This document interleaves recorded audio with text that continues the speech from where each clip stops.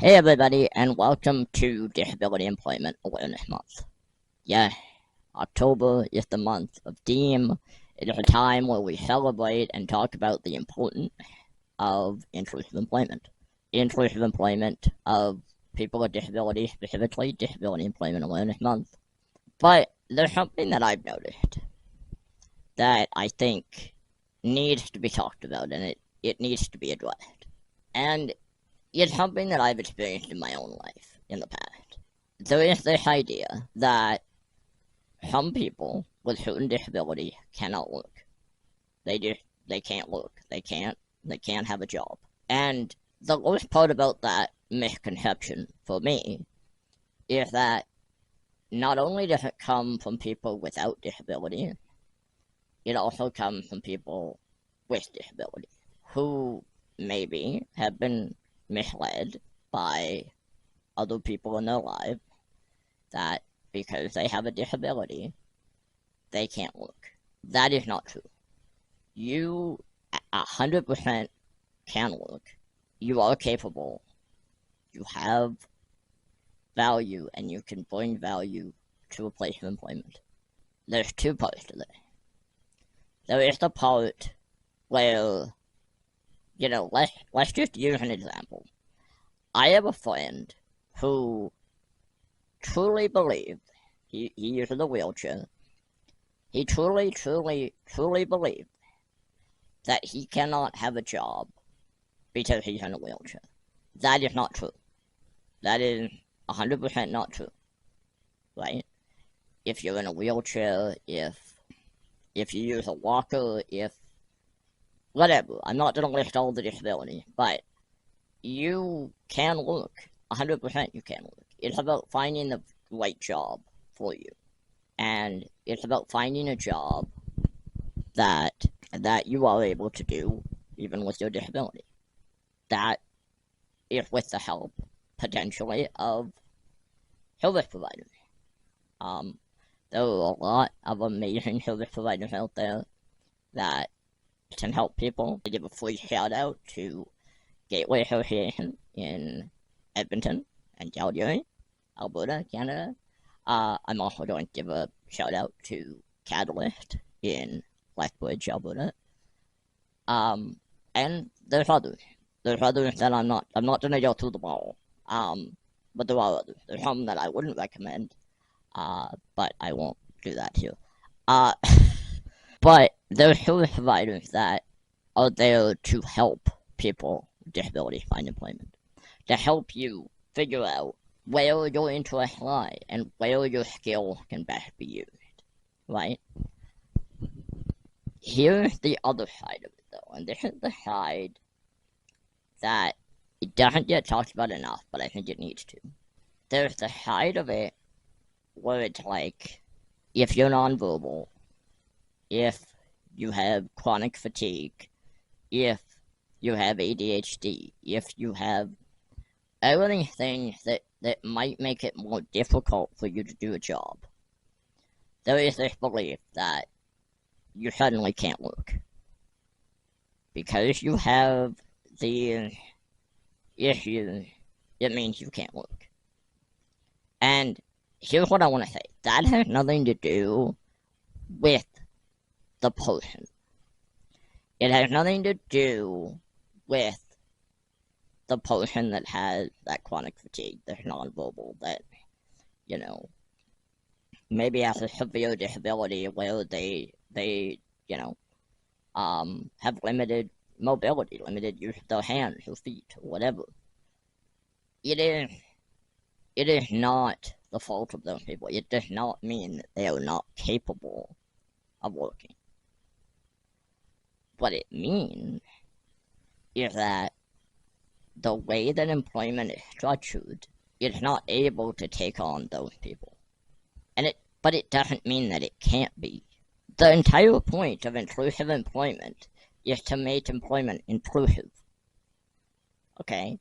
And if our goal or meaning behind that is inclusive for some people, then I think we're doing it wrong. We are doing it wrong. We have to be making it inclusive for everybody with a disability, so that they have the ability to work. And how do we do that? By talking about it. By saying, yeah, there are things that people can do even if they have limited mobility, even if they are nonverbal, even if, whatever it might be. And maybe part of that is job coding. And it doesn't have to mean, creating some minimalist job where you're, I don't know, doing something mundane. It doesn't have to be that. It can be something that really helps a company succeed, but it matches what you're able to do. If COVID-19 taught us anything, it is that remote jobs are possible. Working from home is possible. Making accommodations for people is possible. And if we start doing that and we start looking at accommodations on a wider scale and realizing that it's going to help our business, it's going to help our company succeed, then in the long run, that's going to help us and it's going to help the economy. And there's one thing I'm wearing this hat. I'm wearing this hat. Heading podium, America, go vote, please. The first reason that I'm wearing this hat, though, is because one of Kamala Harris's campaign promises is that she will make it so that companies cannot discriminate against somebody that don't have a 4-year degree. And that's something that has needed to happen for a long time, right? Because I've had this a million times. Just because somebody has a 4-year degree does not mean that they're passionate about what they do. It doesn't mean that they care about the job that they're doing. I'll use my example. I mean, I don't have a 4-year degree, but I do have work experience from high school. I did, for about 3 or 4 months, I did data entry at a company. And so that's what got me that really good job at A&E that I talked about in a different video. Because I did data entry for 3 months. By the way, the funny thing to me about that is that job, because I didn't have the support that I needed, my supervisor at that job actually wrote me a horrendous, recommendation letter, that I ended up throwing away because I was like, this is not based in reality. I didn't have the support that I needed, so obviously I did a bad job. But yeah, so that, having a 4-year degree does not always mean that you're passionate about what you're doing. I know people who have gone to school and gotten degrees in things that they don't care about because that's what they thought their parents wanted, or what family members pushed them into, or what they felt forced into. Your business, your company is going to do better if you hire the person that has no 4-year degree, but has the passion and the skills and the love of what they're doing, then you are hiring somebody that has a 4-year degree that doesn't care about what they're doing. That to me is common sense. So we have to look at inclusive employment in a broader way.